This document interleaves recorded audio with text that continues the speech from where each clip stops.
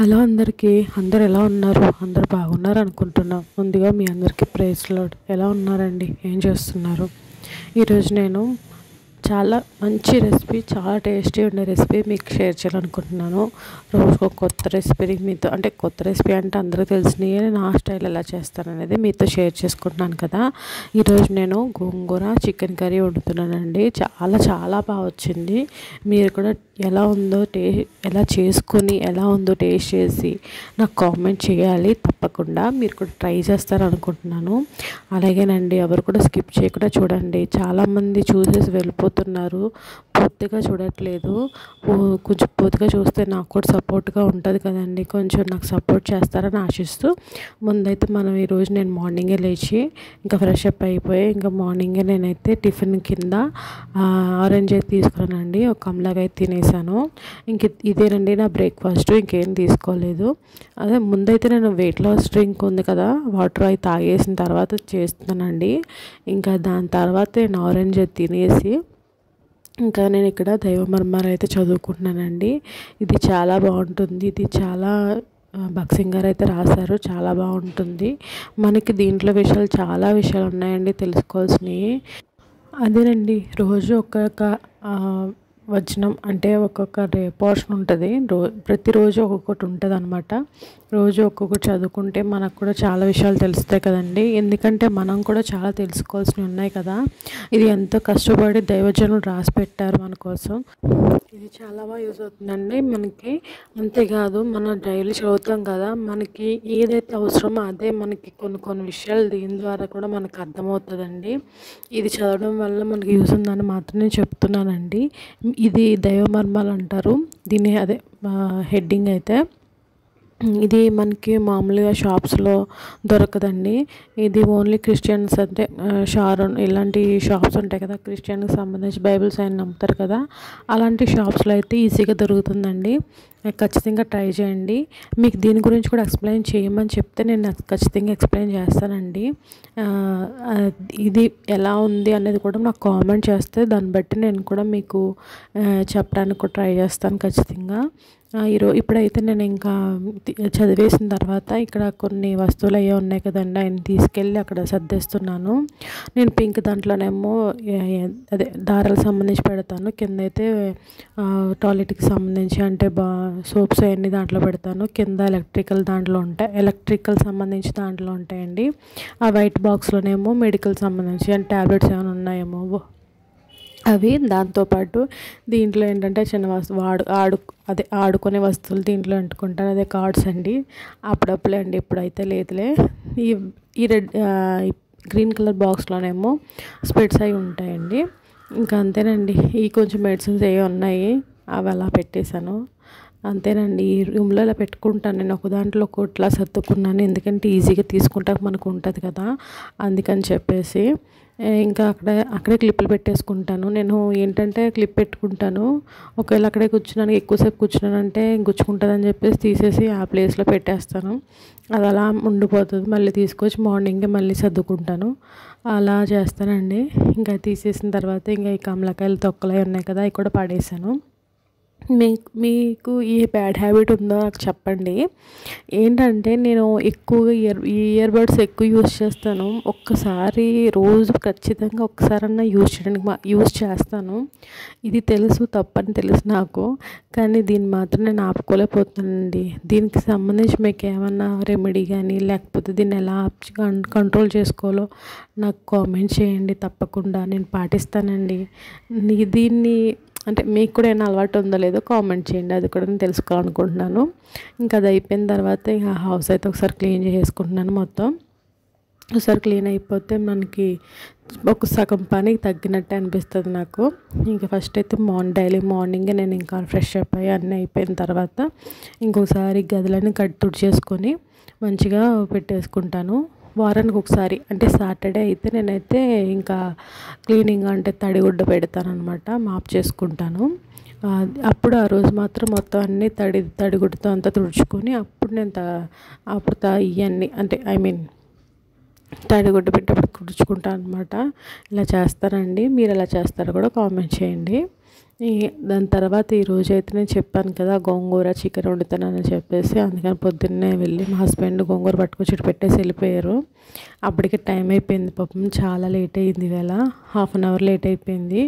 హడావిడిగా పట్టుకొచ్చి ఇచ్చారు. అంటే నైట్ తెచ్చుకుందామని చూసాం కానీ ఫ్రెష్గా ఉండదు కదా, మార్నింగ్ తెచ్చుకుంటేనే బాగుంటుంది అని చెప్పేసి మార్నింగే తీసుకొచ్చి పెట్టారండి. ఇంకా అదేనండి, ఇంక నేనైతే ఇలాగ వాళ్ళు చేసి పెట్టుకుంటున్నాను. ఇది 3 కట్టలు, కానీ అయ్యిందేమో చాలా తక్కువ. ఇంకా తప్పదు కదా, ఇక ఆకుకూరలు అంటేనే ఇలాగ ఉంటాయి. ఈ మాత్రం ఎలా వాళ్ళు చేసుకుంటున్నాను. మీకు ఇప్పుడు నేను అదే ఇది నేను చదువుతున్నాను, దైవ మర్మాలు చదువుతున్నాను కదా, దాని గురించి మీకు ఎక్స్ప్లెయిన్ చేయాలనుకుంటున్నానండి. మీకు నచ్చితే చూడండి, లేదంటే స్కిప్ చేసి ముందున్న చూడండి. కర్రీ ఎలా చేస్తున్నానో అది రెసిపీ అనేది చూడండి మీరు. ఇది March 21 అండి. అంటే నిన్న చదివాను నేను సాత్వికను దీన మనసు గలవాడిని కనుక మీ మీద నా కాడి ఎత్తుకొని నా యొద్ద నేర్చుకొనుడి. మత్తయి 11:29. ఇందులో ఏంటంటే ఎవరైతే కష్టపడి ఉండాలి అంటే కష్టంతో ఉండాలి, కష్టాన్ని భరించాలి అంటే ఎవరు కూడా ఒప్పుకోరు. అలాంటిది మనకి దేవుడు కొన్ని శ్రమలు పెట్టినప్పుడు దాన్ని మనం ఓర్చుకోవాలి. ఆయన చిత్తం నెరవేర్చాలంటే మనం ఇలాంటి కష్టాలన్నీ ఎదుర్కోవాలి. అంతేకాకుండా మనకి ఒకటి ఉంటుంది, యేసుక్రీస్తు గాడిద పిల్ల మీద ఎక్కి దేవుని మోస్తుంది కదా, అది ఎంతగా తగ్గించుకుంది. గాడిద పిల్ల ఉండి కూడా దేవునికి ఎంతో విధేయత చూపించింది. మనం ఎంతవారము మనం అలా ఉండకుండా మూర్ఖపుగా ప్రవర్తించకుండా మంచి స్వభావం కలిగి ఉండాలి. దేవుడు మన దగ్గర నుంచి ఏమీ కోరుకోవట్లేదు, 2 కోరుకుంటున్నాడు. ప్రభువునకు జతగాను దీనత్వము గలవారుగా ఉండాలని ప్రభు కోరుచున్నాడు అంటండి. ఇందులో కొన్ని విషయాలు అయితే చెప్పారు. ఎఫెసీ 4:2 నుంచి 7 వరకు చదవాలండి. అంతేకాకుండా 1 పేతురు 5 అధ్యాయము 5-6 వచనాలు చదవండి. ఫిలిప్పు 2 అధ్యాయము 5-8 వచనం చదవండి. ఇలా దీని గురించి అయితే రాసి పెట్టింది. ఇది చదవడం వల్ల మనకు కూడా యూజ్ ఉంటుంది కాబట్టి ఇలా రాసి పెట్టించారు. అంటే మీకు చదవాలి అనుకున్నప్పుడు చదవండి, అంతేనండి. ఇది ఏంటంటే మన కష్టాలు వచ్చినప్పుడు మనం వెనకాడకుండా ఆ కష్టాల ద్వారా మనకి ఏయో నేర్పిస్తూ ఉంటాయి. కాబట్టి మనం కొన్ని విషయాలు మనం తగ్గించుకుని ఉంటేనే మనం అవన్నిటిని మనం ఎదుర్కోగలము. మనకు కూడా దేవుడు అనేకమైన మంచి నేర్పిస్తాక మాత్రమే కష్టాలని పెడతాడని చెప్పేసి దీంట్లో రాసిందండి. మీకు దీని గురించి అయితే నేను లాస్ట్లో ఫోటో పెడతానండి, ఒకవేళ మీకైనా దొరుకుతుందేమో చూసి చదవండి ఖచ్చితంగా. ఎందుకంటే మనకి బాధల్లో ఉన్నప్పుడు మనకి ఇదే ఓదార్పునిస్తుందండి. అంతేనండి. ఇక్కడైతే మన ప్రాసెస్కి వెళ్ళిపోదాము కర్రీకి. ఫస్ట్ అయితే నేను ఇక్కడ గోంగూర అన్నీ కట్ చేసి పక్కన పెట్టి గోంగూర కడిగేసుకొని మంచిగా వాష్ చేసుకొని ఉడకపెట్టేస్తున్నాను. ఒక పక్కన రైస్ కూడా నానబెట్టేసుకున్నాను కదండి. ఇక్కడ పచ్చిమిర్చి ఇలాగా ముందే అన్నీ కట్ చేసి పెట్టుకున్నాను. పచ్చిమిర్చి ఒక 4 తీసుకున్నాను, టమాటాలు ఒక మీడియం సైజులో 2 తీసుకున్నానండి. ఉల్లిపాయలు ఒక పెద్దది ఒకటి తీసుకున్నాను నేను, ఎందుకంటే మనం గోంగూర వేస్తాం కాబట్టి. దాంట్లోనే మన అల్లం వెల్లుల్లి పేస్టు, దాంట్లో కొంచెం కరివేపాకు, కొత్తిమీర తీసుకున్నాను. ఫస్ట్ అయితే దీక్ష పెట్టేసుకొని దాంట్లో కొంచెం ఆయిల్ వేసుకొని, ఎందుకంటే మన స్కిన్ తీసుకున్నాము, స్కిన్ లెస్ అయితే కొంచెం ఎక్కువ పడుతుంది. నేను స్కిన్ తీసుకున్నాను కాబట్టి సరిపోతుంది నాకు ఇది. కొంచెం కరివేపాకు అనేది వేగిన తర్వాత దీంట్లో పచ్చిమిర్చి కూడా 2 మంచిగా వేగిన తర్వాత అప్పుడు నేను ఉల్లిపాయలు అయితే వేసానండి. ఇవి కూడా మంచిగా వేగాలి కాబట్టి నేను ఇందులో కొంచెం ఉప్పు అయితే వేసుకొని మంచిగా వేగనిస్తున్నానండి. ఇది కొంచెం మనకు మగ్గుతుంది కాబట్టి కొంచెంసేపు మూత పెట్టి ఉంచేసాను. ఒక 5 మినిట్స్ మగ్గిన తర్వాత మళ్ళీ తీసి చూస్తే మంచిగా వేగింది. ఒకసారి మంచిగా కలిపేసుకొని ఒక్కసారి మూత పెట్టి కొంచెంసేపు వేగనిస్తున్నాను. ఇప్పుడైతే మంచిగా వేగిపోయింది, మనకు కావాల్సిన కన్సిస్టెన్సీ వచ్చింది కాబట్టి దీంట్లో నేనైతే టమాటాలు అయితే ఒకసారి వేసేసుకొని ఒకసారి మంచిగా కలిపేసుకోనండి. కలిపేసుకొని ఇదేంటంటే టమాటాలు అనేది సాఫ్ట్ అవ్వాలి కాబట్టి ఒక 2 నిమిషాలు అనేది మంచిగా మగ్గుతూ ఉంటుంది కాబట్టి మూత పెట్టేసాను. తర్వాత ఒకసారి మంచిగా తీసి చూస్తే మంచిగా వేగిపోయి ఉన్నాయి కాబట్టి దీంట్లో నేనైతే అల్లం వెల్లుల్లి పేస్ట్ వేసుకున్నానండి. మీకు కుదిరితే ఫ్రెష్గా ఉన్నదైతే ఇంకా బాగుంటుంది టేస్ట్. ఇది కూడా బాగాలేదని చెప్పను, ఇదైతే సూపర్ వచ్చిందండి, చాలా బాగా వచ్చింది. అందుకని నేను మళ్ళీ చెప్తున్నాను, చాలా బాగా వచ్చింది. మీరు కూడా ఈ ప్రాసెస్లో చేసుకొని ఒకసారి టేస్ట్ చేయండి, ఖచ్చితంగా నచ్చుతుంది మీకు కూడా. అల్లం వెల్లుల్లి పేస్ట్ వేసి అల్లం వెల్లుల్లి పేస్ట్ పచ్చివాసన పోయిన తర్వాత నేను ఇక్కడైతే 1/2 కిలో చికెన్ అని తీసుకున్నానండి. నాకు బోన్ ఉన్నదైతే ఇష్టము, అందుకనే ఎక్కువ మీకు బోన్సే కనిపిస్తాయి. నేను ఎక్కువ అదే తింటాను. నాకు కండ అంటారు కదా, అది నాకు అంత ఇష్టం ఉండదు, కాబట్టి నేను అది తీసుకోలేదండి. ఇక్కడైతే నేను చికెన్ అయితే ఇలాగ తీసుకున్నాను, అందుకనే మీకు ఎక్కువ కనిపిస్తున్నాయని చెప్తున్నానండి. ఇంకా అది అయిపోయిన తర్వాత చికెన్ అయితే వేసేసుకుని ఒకసారి మంచిగా కలిపేసుకున్నానండి. మంచిగా కలుపుకున్న తర్వాత నేనైతే మీకు ఇక్కడ ఏం చెప్తున్నానంటే, గోంగూరలో కొంచెం ఉప్పు వేసాం కదా, అది కూడా ఆలోచించుకోవాలి. దాంతోనే కాకుండా ముందు కూడా మనం ఉప్పు వేసాము, అది కూడా గుర్తుపెట్టుకొని అప్పుడు మీకు ఎంతగా అవసరం అవుతుందో చూసుకుని అప్పుడు ఉప్పు అయితే వేసుకోండి అని చెప్తున్నాను. నేను ముక్కలు కొంచెం పట్టాలని చెప్పేసి ఇప్పుడు వేస్తానని చెప్తున్నానండి. ఇంకొకసారి కలిపేసుకుని దాంట్లోనే కొంచెం ఉప్పు, పసుపు, 3 స్పూన్లు కారం వేసుకున్నానండి. మీకు కారాన్ని తగ్గట్టుగా వేసుకోండి. గోంగూర కొంచెం పుల్లగా ఉంటుంది కదా, కొంచెం కారం ఎక్కువ పడుతుంది. మీకు కావాలనుకుంటే వేసుకోండి, లేకపోతే తగ్గించుకుని వేసుకోండి. దాంట్లోనే 1/2 స్పూను ధనియాల పౌడర్ కూడా వేసుకున్నాను. ఒక్కసారి కలిపేసుకుని ఒక 2 సెకండ్స్ అనేది పక్కన పెట్టేశానండి. చూసారా, నాకు ఇక్కడ టెంప్టింగ్ అనిపించింది. ఆ ఆయిల్లో మంచిగా అది వేగుతుంటే చాలా టేస్ట్గా అనిపించింది.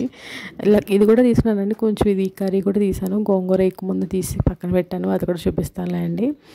కొంచెం మనకి ఎంత వాటర్ కావాలో అంత వాటర్ వేసుకోవాలి, మరీ ఎక్కువ వేయకండి, ఎందుకంటే మనం కొంచెం ఆయిల్ బయటకు వచ్చేంత వరకు ఉంచాం కదా, అందుకని చెప్పేసి మనం వాటర్ కొంచెం తక్కువ వేసుకోవాలి. మనకేంటంటే చికెన్లో ఉన్న వాటర్ అంతా బయటకు వచ్చేంత వరకు, ఆయిల్ బయటకు వచ్చేంత వరకు వేగనివ్వాలి. దాని తర్వాతే ఉప్పు, పసుపు, కారం, నూనె కారం వేసుకుని మంచిగా వేగనివ్వాలి. వేగిన తర్వాత అప్పుడు వాటర్ వేసుకోండి, కొంచెం తక్కువగా వేసుకోండి, ఎందుకంటే మనం ఆ వాటర్లోనే ఉడకపెట్టేసాం చాలా మటుకి. కాబట్టి ఇక్కడ నేను వాటర్ వేసుకొని ఒక 10 నిమిషాలు ఉడకపెట్టుకున్నాను. మంచిగా ఉడికిపోయింది. ఇక్కడ చూసారు కదా, నేను చెప్పాను కదా కొంచెం కర్రీ తీసుకున్నానని చెప్పి, ఆ కర్రీని కూడా తీసుకుని పక్కన పెట్టేసుకున్నానండి. ఇప్పుడు నేను అది మిక్సీ చేసేసుకున్నాను, చల్లారి పెట్టేశాను. అదే గోంగూర చల్లారి పెట్టేసి పక్కన పెట్టేసుకున్నాను కదా, ఇప్పుడు మిక్సీ చేసేసుకొని దీంట్లో 2 స్పూన్లు వేసుకున్నాను. ఒక పెద్ద స్పూన్లు 2 అయితే వేసుకున్నాను. కూరని బట్టి మీరు ఇది గోంగూర అనేది వేసుకోండి, మీకు ఎంత అవసరం అవుతుందో చూసుకుని అప్పుడు వేసుకోండి. నాకైతే ఒక 2 స్పూన్స్ అయితే సరిపోయింది అనిపించింది, అందుకే నేను 2 స్పూన్స్ వేసుకున్నాను. ఇంకో 3 స్పూన్స్ ఉంది, అది పప్పులో ఎందులో వేసేసుకోవచ్చు, ఏం కాదు. అది ఫ్రిడ్జ్లో పెట్టేసానులేండి.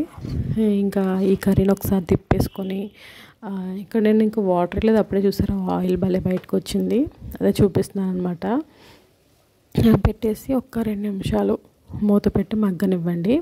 ఆ తర్వాత కొంచెం మనం ఉప్పు చూసుకొని ఒక 5 మినిట్స్ అనేది స్లో ఫ్లేమ్లో పెట్టి ఉడకనిస్తే అయిపోతుందండి. చాలా ఈజీగా అయిపోయింది. నాకైతే టైం ఎక్కువ తీసుకొని ప్రాసెస్ అంటే మనం గోంగూర ఒకటి కట్ చేసుకోవడమే తప్ప చాలా ఈజీగా అయిపోద్ది. చాలా టేస్టీగా వచ్చిందండి, గోంగూర కూడా చాలా బాగుంది. ఇంకా నేను ప్లేటింగ్ అయితే చూపిస్తున్నాను ఎలా వచ్చింది ఏంటనేది. నేను దీంతో పాటు చికెన్ ఫ్రై కూడా చేశాను కొంచెం. నేను చెప్పాను కదా మీకు ఇదే కొంచెం కర్రీ తీసాను చెప్పి, ఆ కర్రీ కూడా కొంచెం వేసుకున్నాను. ఈరోజు మాకైతే ఫుడ్ ఫెస్టివల్ అయ్యిందండి, నిజంగా చాలా బాగుంది. చాలా ఇష్టంగా తిన్నామండి, చాలా ఇష్టంగా అనిపించింది. అంటే మేము తిని చాలా రోజులు అయిపోయిందిలేండి, ఒక 10 డేస్ అయిపోయిందేమో. మాకు చాలా బాగా నచ్చింది. దాంతోపాటు కాంబినేషన్ బాగా కుదిరింది, గోంగూర చికెన్ అనేది. ఇంకా మాకైతే చాలా బాగా నచ్చిందండి. నాకు ఏది గుర్తొస్తుందంటే, నేను హాస్టల్లో ఉన్నప్పుడు, చదువుకునే టైంలో హాస్టల్లో ఉన్నప్పుడు మా చెల్లి, మమ్మీ, డాడీ వచ్చారండి. అప్పుడు వచ్చినప్పుడు నాకు గోంగూర చికెన్ తీసుకొచ్చారు. ఆ టేస్ట్ అనిపించింది. అది మా చెల్లెలు, మా ఫ్యామిలీ ఎవరు మర్చిపోము. అదే టైం నాకు ఇప్పుడు ఇది గుర్తొస్తుంది. ఇప్పుడు నేను తింటుంటే నాకు ఇప్పటికీ నోరు ఊరుతుంది, అంత టేస్ట్గా వచ్చింది. ఖచ్చితంగా టేస్ట్ చేయండి. నాకైతే నేనైతే ఇంకా ఫెస్టివల్ చేసుకున్నట్టే, చాలా బాగా వచ్చింది కదా. అంతే కదండి, ఇక్కడ ఫ్రై కూడా బాగా వచ్చింది. ఈ ఫ్రై కూడా టేస్ట్ బాగా వచ్చింది. ఈసారి మీకు ఖచ్చితంగా నేను పోస్ట్ చేస్తాను, నెక్స్ట్ ఎపిసోడ్లోనే పోస్ట్ చేస్తానేమో అండి, మ్యాక్సిమం ట్రై చేస్తాను నేను. ఎందుకంటే నేను మీకు నెక్స్ట్ అయితే సాంబార్ పెడదాం అనుకుంటున్నాను. ఆ సాంబార్ ఖచ్చితంగా మీకు కూడా టేస్ట్ చేస్తాను, మా ఇంట్లో అందరికి నచ్చుతుంది నేను చేసే సాంబారు. అది కూడా మీకు చూపిస్తానండి ఖచ్చితంగా. నెక్స్ట్ ఎపిసోడ్ కూడా చూడడానికి ట్రై చేయండి. చేయండి. ముందే చెప్పేస్తాను అనుకోకండి, ట్రై చేస్తారని ఆశిస్తున్నాను. అంతేనండి. నా వీడియో మీకు నచ్చింది, యూస్ఫుల్గా ఉందనుకుంటే కామెంట్ చేసి లైక్ చేయడం మాత్రం మర్చిపోకండి. Thank you for watching.